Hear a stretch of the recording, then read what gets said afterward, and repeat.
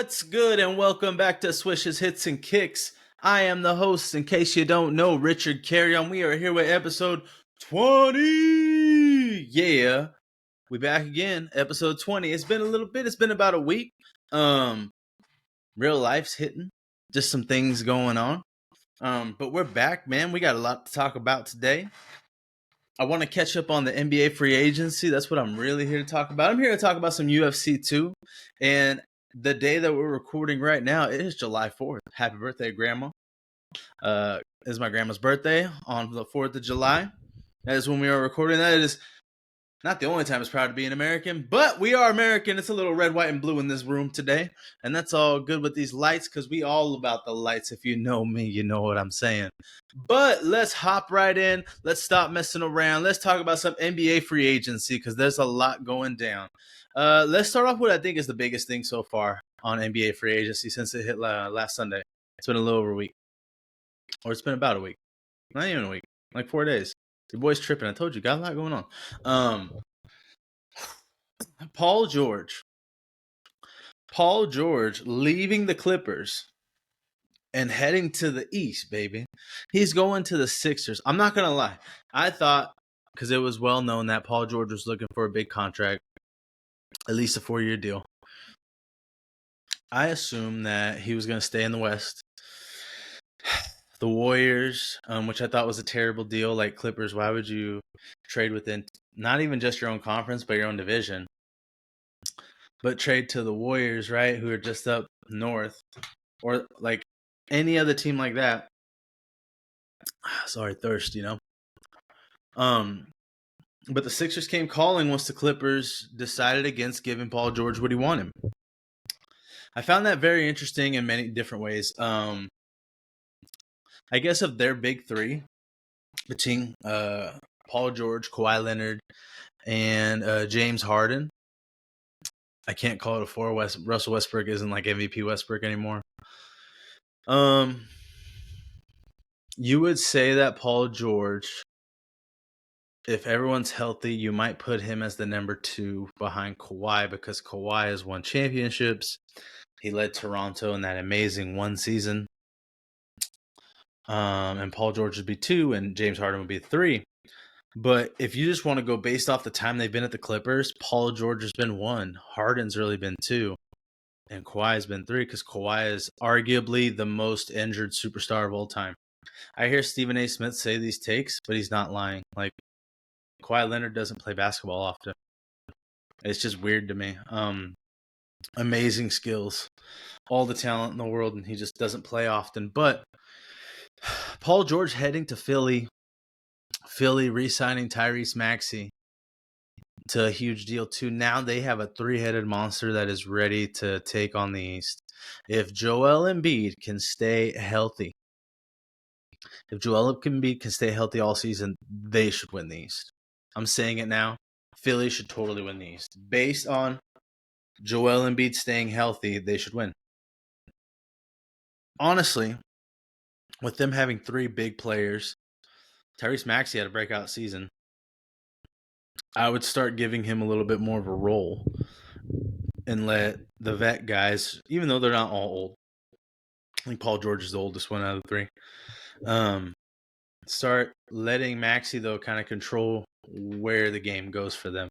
And as long as Embiid stays healthy, they should win that whole thing. Another big-time move that I thought was interesting was, and you know what? This move was big just because I felt like it was a dynasty kind of gone now. Klay Thompson headed in the Mavericks. Klay Thompson, you know, once the Warriors weren't going to pay him what he wanted, the writing was kind of on the wall. Once the Warriors didn't make the playoffs, I think a lot of us thought like he's going to be gone because he hasn't been like Klay of old. He's actually hasn't been that great this season, especially comparatively to his whole career. But him going now to the Mavericks, they got a huge upgrade from Tim Hardaway Jr. They got another just dude who can shoot the 3, who can defend. I just feel like they're ready now. They are more prepared now to go back to the finals than they were before they got him. So like that team improved to me. The Mavericks did by getting Clay. I think he's better than Tim Hardaway Jr. Other people could doubt me, but it's all good. Like I think he is. The Warriors got rid of Chris Paul as well. Besides Clay, the Warriors are really targeting Laurie Marketing. Terrible with the last name. They're really wanting him to join them. They have to do something. If they don't pick up someone, then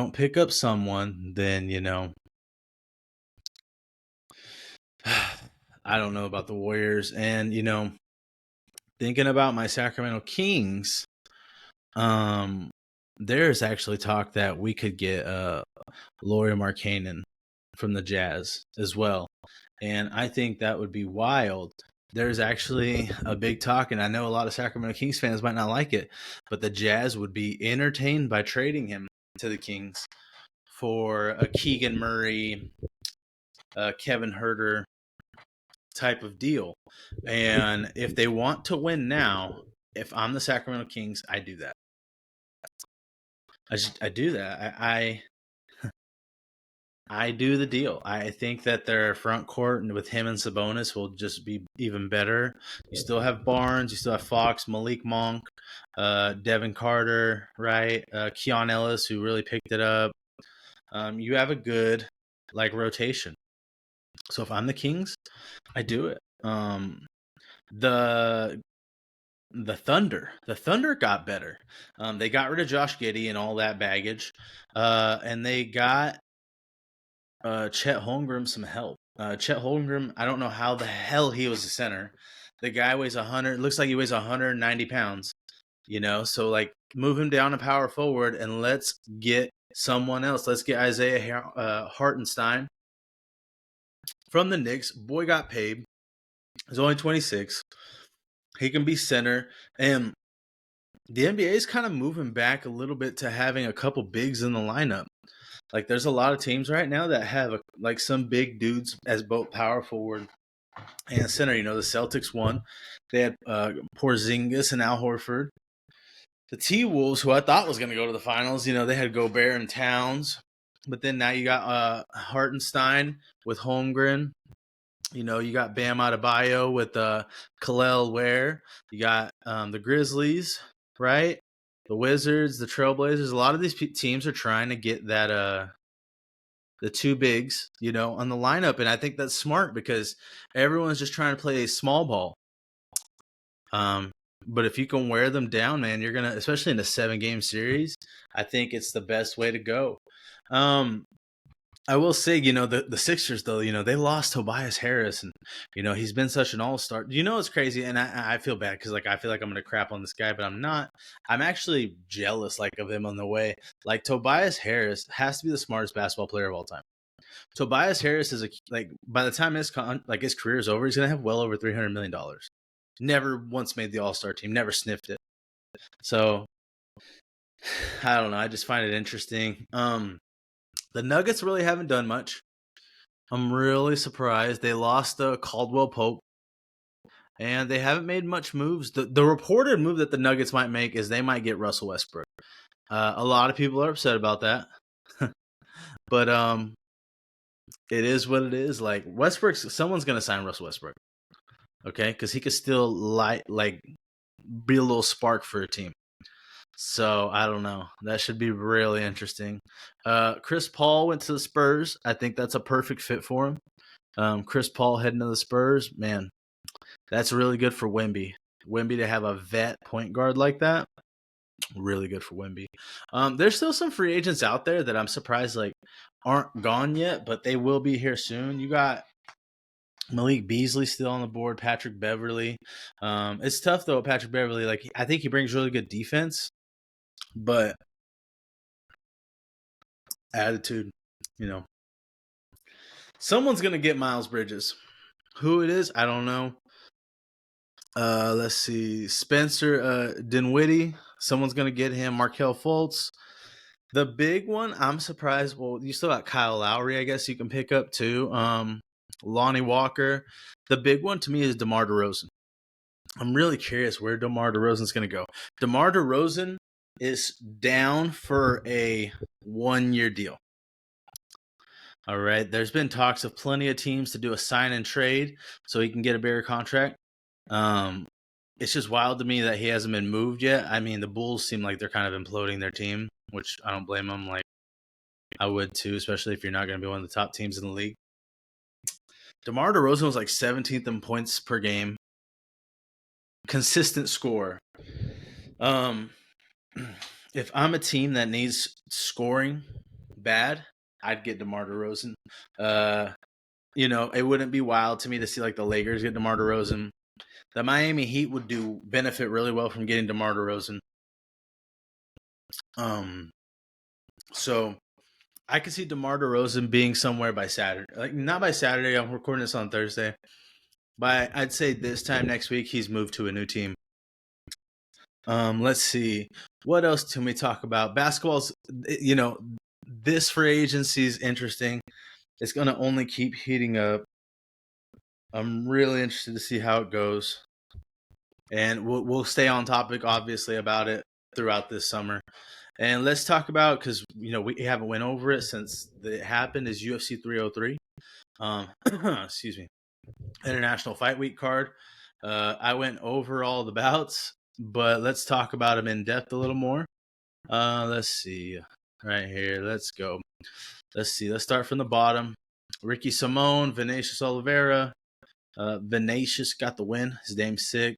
Rhea Tsuruya and Carlos Hernandez. Now, see, I didn't know Rhea had Shinsuke Nakamura coming. I believe I didn't know that. If I'd have known, I'd have picked him. Andre Arlovski, Martin Buday was a split decision. So Andre Arlovski got a split decision. People were pissed because they're like, the UFC didn't give him a video package, a send off, we'll talk about it a little bit for another fighter. But Andre Arlovski isn't retiring from MMA. Excuse me. Andre Arlovski is just now done with the UFC. His contract's up, or they're not renewing it. But he's not done in MMA. Like, Andre Arlovski still plans to fight. He just came out and said that, I'm not done. So he's still going to be fighting, which is crazy. And he still has some records he says he wants to break. Michelle Watterson got kind of dominated by Gillian Robertson. And she retired, and they played her a little video package, which I thought was cool. People were pissed because, Andre Arlovski, let's be honest, more deserving than Michelle Watterson. But he's not retiring. He's not gone for, this is it. So I'm not mad at it. Peyton Talbot, man. My goodness, that dude took 19 seconds to beat the dude from France. He's a real one. The hype's there. Performance of the night. The kid, we're going to be hearing a lot about him for a long time. Charles Jourdain got laid out by Jan Silva. Andre Fili got that split win over Cub Swanson. Banger of a fight. Fight of the night. Joe Pyfer laid out. Let's see, Barreloot from Canada, which I called he was going to knock him out, but he did it in the first round. Ian Machado, Gary, and Michael Page. Michael Venom Page was really boring. I'll be honest. It was extremely boring. That fight was either going to be exciting knockout or it was going to be boring, and it was really boring. Machado, Gary did what he had to do to win. Michael Venom Page, MVP, is a beast standing up. So what did Ian and Gary do? Took him down. Became a wrestler. Became a grappler. And guess what? I don't blame him. Mayra Buena Silva. Crazy doctor stoppage. That was a bad cut. I think they should have let it go a little longer. But they had to stop it. So Macy Chisin got the win. I think they should do a rematch or something. Roman Dolezal, not Rachel Dolezal, but Dolezal. I'm sorry, my guy. You got the win though over Anthony Smith. Anthony Smith looked slow. Anthony Smith looked like he was 10 years older than the last time we saw him fight. I don't know what the hell was going on, but that was a trip. Diego Lopez, Dan Ige, great fight, crazy. Shout outs to Dan Ige. Dan Ige stepped up, man, on 4 hours' notice. Took this fight, won the third round. Guarantee he won the third round. Neither fighter really lost much on this, but Diego Lopez got that win. He's going to get a big name fight next fight. He wants Volkanovski or Ortega. I don't see Ortega, but I can see Volk. And then Yuri, my God, got laid out by Alex Pereira. I told you Alex was going to win. Alex is on this crazy run. I think is the pound for pound best fighter in the world. You know, everyone, John Jones is the greatest of all time, but he doesn't fight enough. If John Jones started fighting at least 2 times a year again, then he's for sure pound for pound. But he's not right now. And, you know, going forward, I'm really curious, like, what do we think is the best fights ahead?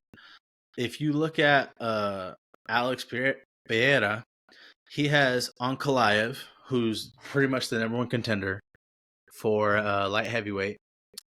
You could do Jamal Hill too. Jamal Hill can go out and get a win. You can do Jamal Hill again. Let's see. Tom Aspinall. If Tom Aspinall gets by Curtis Blades coming up this month, I could see that being a huge fight. Because I think Alex Pereira can be the first Triple Crown or the 3-weight division champion. Let's see. The biggest by far is against John Jones for the heavyweight championship. If I'm the UFC, man, I would probably just jump the queue of all that Super Bowl and then close to the Super Bowl, do that fight the night before. John Jones, Alex Pereira. Hugest fight, maybe. Not of all. It might. I don't know about all time. Conor McGregor has some insane fights, but like it would be the biggest in modern history, probably. And another big one could be possibly too is depending how things go in the next, so many months and fights, I could see Alex defending his light heavyweight title against Izzy. They do it a 3rd time in the UFC, 5th time overall. Izzy's always wanted to be light heavyweight champion as well, and Alex wants the win back because the last time they met, Izzy knocked him out. So there's some huge fights for Pereira, heading into the rest of the year. I think he's going to fight one more time, and man, the guy's he's money. He's the biggest star right now for the UFC currently active, so he's fun to watch. Let's see, what else do they have on tap? On July 13th, which is my birthday, I'm going to turn 34 years old. Shout-outs to me. New main event, Rose Namajunas against Tracy Cortez.